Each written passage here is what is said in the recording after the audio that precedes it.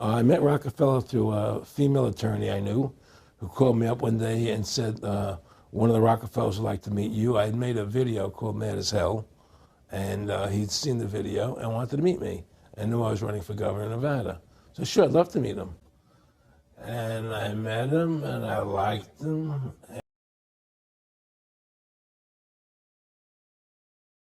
And he was a very, very smart man. And we used to talk and share ideas and thoughts.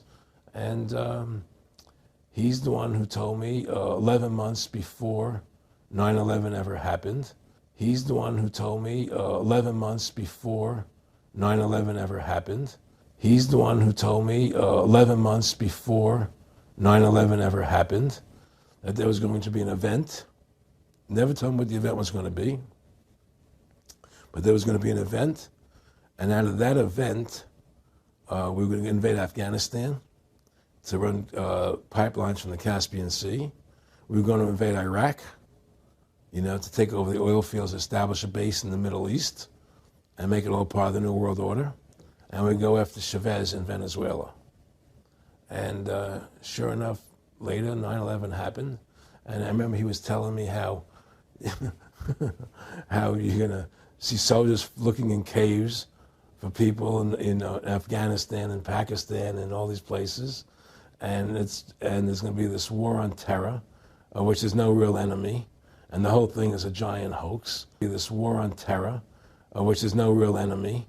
And the whole thing is a giant hoax, but it's a way for the government to take over the American people. He told you it was going to be a hoax. Oh, yeah. Oh, yeah. There's no question. He says, there's going to be war on terror. And he's just laughing.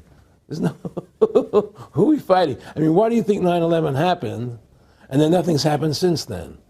Do you think that our security is so great here that these people who pulled off 9/11, who were able to, can't knock down another plane? Come on, it's ridiculous. 9/11 was done by people in our own government and our own banking system. 9/11 was done by people in our own government and our own banking system to perpetuate the fear of the American people into subordinating themselves to anything the government wants them to do.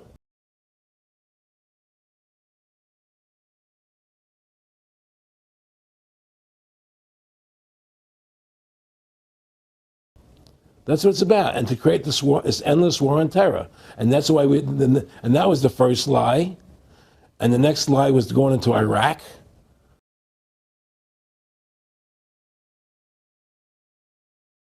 To get Saddam Hussein out with his weapons of mass destruction.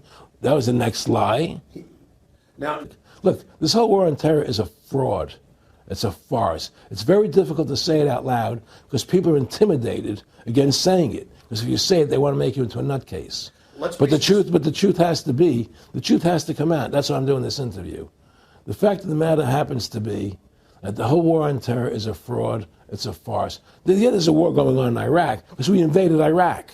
And people over there fighting, But the war on terror, that's a joke, And until we discover what really happened on 9/11, and who was responsible for 9/11?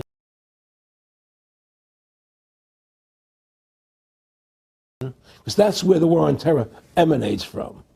That's where it comes from. It was 9/11 that allowed this war on terror to begin. And until we get to the bottom root of 9/11, the truth of 9/11, we'll never know about the war on terror.